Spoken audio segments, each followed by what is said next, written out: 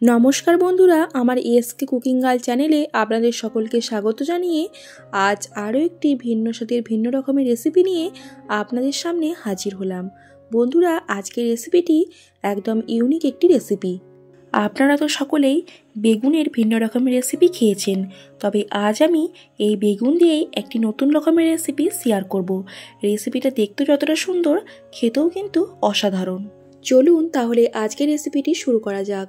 বন্ধুরা, রেসিপিটি শুরু করার আগে যারা যারা এখনও আমার চ্যানেলটিকে সাবস্ক্রাইব করেননি, অবশ্যই নতুনত্ব রেসিপি দেখার জন্য আমার চ্যানেলটিকে সাবস্ক্রাইব করে আমার পাশে থাকুন।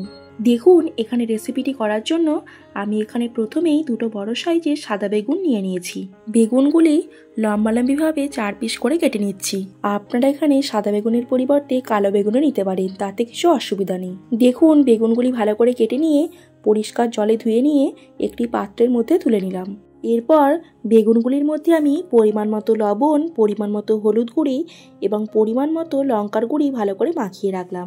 বন্ধুরা, আমি এখানে একদম সামান্য পরিমাণ লঙ্কার গুঁড়ি দিয়েছি, তবে বাচ্চাদের জন্য আপনারা লঙ্কার গুঁড়ি না দিতেও পারেন। দেখুন, লবণ, হলুদ এবং লঙ্কার গুঁড়ি মাখিয়ে নেওয়ার পর আমি এখানে 2 চামচ পরিমাণ মতো চালের গুঁড়ি ভালো করে মাখিয়ে রাখলাম। চালের গুঁড়ি মাখিয়ে রাখার কারণ, বেগুন ভাজার সময় পরিমাণে অল্প পরিমাণ তেল লাগবে। বেশ কিছুক্ষণ মাখিয়ে নিয়ে কিছুক্ষণের জন্য ঢাকা দিয়ে রাখলাম। এরপর এদিকে কড়াইয়ে পরিমাণ মতো সর্ষের তেল দিয়েছি। তেল গরম হয়ে গেছে। এরপর তেলের মধ্যে বেগুনগুলি এক এক করে দিয়ে হালকা লাল লাল করে ভেজে নেব। দেখুন, বেগুনগুলি দেওয়ার পর একদম অল্প সময় ঢাকা দিয়ে রেখেছিলাম। ভালো করে উল্টে পাল্টে নিয়ে হালকা লাল লাল করে ভেজে নেব। বন্ধুরা, আপনারা চাইলে এই টিপসটি ব্যবহার করতে পারেন। বেগুন ভাজার সময় সামান্য পরিমাণ চালের গুঁড়ি মাখিয়ে দিলে বেগুন ভাজাটা খেতেও কিন্তু বেশ মুচমুচে হয়, আর পরিমাণে তেলটা কিন্তু খুবই কম লাগে। বেগুনের পিসগুলি একটু বড় ছিল, তার জন্য আমি অল্প অল্প করে ঢাকা দিয়ে হালকা লাল লাল করে ভেজে নিচ্ছি। দেখুন, বেগুনগুলি খুব সুন্দর করে লাল লাল করে ভেজে নেওয়া হয়ে গেছে। এরপর একটি পাত্রের মধ্যে তুলে নিচ্ছি।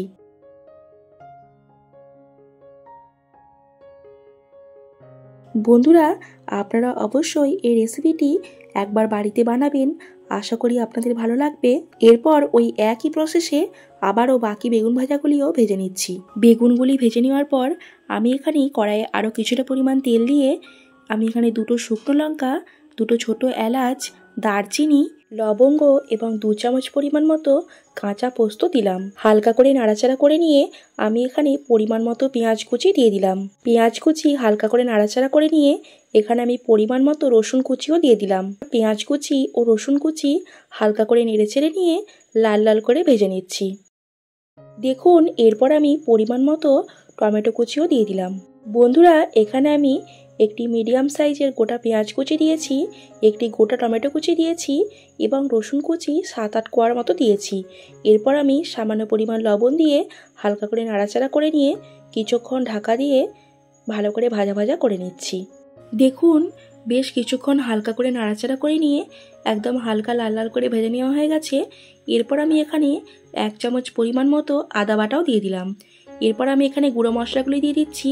1 চামচ পরিমাণ মতো ধনিয়া গুঁড়ো, 1 চামচ পরিমাণ মতো জিরে গুঁড়ো, 1 চামচ পরিমাণ মতো লঙ্কার গুঁড়ো এবং 1 চামচ পরিমাণ মতো হলুদ গুঁড়ো দিয়ে দিলাম।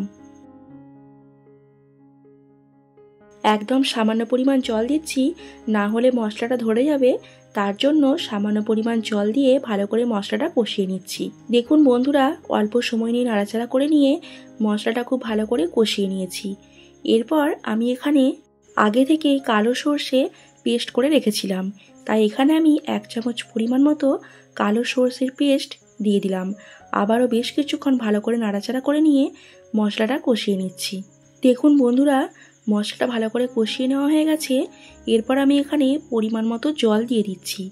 একদম আমি বেশি জল দেব না, সামান্য পরিমাণ জল দেব, তার জন্য আমি সামান্য পরিমাণ জল দিয়ে দিলাম। বন্ধুরা, এই রেসিপিটাতে একদমই বেশি জল দেওয়া যাবে না, তার জন্য আমি একদম অল্প পরিমাণ জল দিলাম। আর আমি এখানে 2টো কাঁচা লঙ্কা এবং একটি লাল লঙ্কা দিয়ে দিলাম। এরপর আমি এখানে একদম স্বাদ মতো লবণ দিয়ে দিলাম। আমি এখানে যেহেতু আগেও লবণ দিয়েছি, সেরকম স্বাদ অনুযায়ী পরিমাণ মতো লবণও দিয়ে দিলাম। দেখুন, এখানে গ্রেভিটা একবার ফুটে গেছে। এরপর আমি এখানে ভেজে রাখা বেগুনগুলি এক এক করে দিয়ে দিলাম। একদম আলতো হাতে বেগুনগুলি হালকা করে দেওয়ার পর ভালো করে এবং হালকা করে নাড়াচাড়া করে নিচ্ছি। একদম হালকা হাতেই নাড়াচাড়া করে নিতে হবে, না হলে বেগুনগুলি ভেঙে যাবে। এরপর আমি এখানে বেশ কিছুক্ষণ ঢাকা দিয়ে অল্প সময় ভালো করে ফুটিয়ে নিলাম। অল্প সময় ভালো করে ফুটিয়ে নেওয়ার পর আমি এখানে উপর থেকে 1 চামচ পরিমাণ মতো টমেটো কেচাপ দিলাম। বন্ধুরা, আপনারা চাইলে টমেটো কেচাপ না দিতেও পারেন। আমি এখানে একদম সামান্য পরিমাণ টমেটো কেচাপ দিয়েছি। বন্ধুরা, আমি এখানে ধনিয়া পাতা কুচিয়ে আগে থেকে রেখেছিলাম। এরপর আমি ধনিয়া পাতা কুচি ওপর থেকে খুব সুন্দর করে ছড়িয়ে দিলাম। এরপর 1 চামচ পরিমাণ মতো গরম মশলা দিয়ে ভালো করে নেড়েচেড়ে নিয়ে একটি পাত্রের মধ্যে নামিয়ে নেব। বন্ধুরা, এই রেসিপিটি আপনারা ভাত বা রুটি যে কোনোর সাথেই খুব সুন্দরভাবে পরিবেশন করতে পারবেন। আশা করি আজকের রেসিপিটি আপনাদের খুব ভালো লেগেছে এবং বাড়ির বাচ্চা থেকে বড়রা সকলেই রেসিপিটা খুব সুন্দরভাবে খেতে পারবে। তবে বাড়ির বাচ্চারা খেলে লঙ্কার পরিমাণটা একটু কম দেবেন। যেসব বাচ্চারা সবজি খেতে বা বেগুন খেতে একদমই পছন্দ করে না, তারাও কিন্তু এই রেসিপিটা অনায়াসেই খেয়ে নেবে।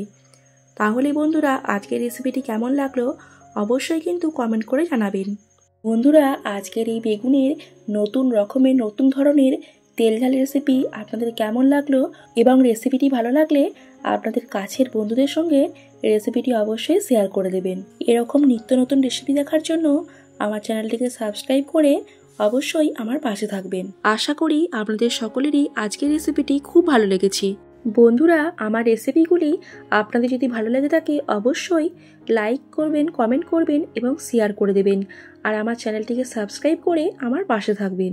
বন্ধুরা, আপনারা সকলে ভালো থাকবেন, সুস্থ থাকবেন। আবার দেখা হচ্ছে পরের দিন নতুন কোনো একটা রেসিপি নিয়ে।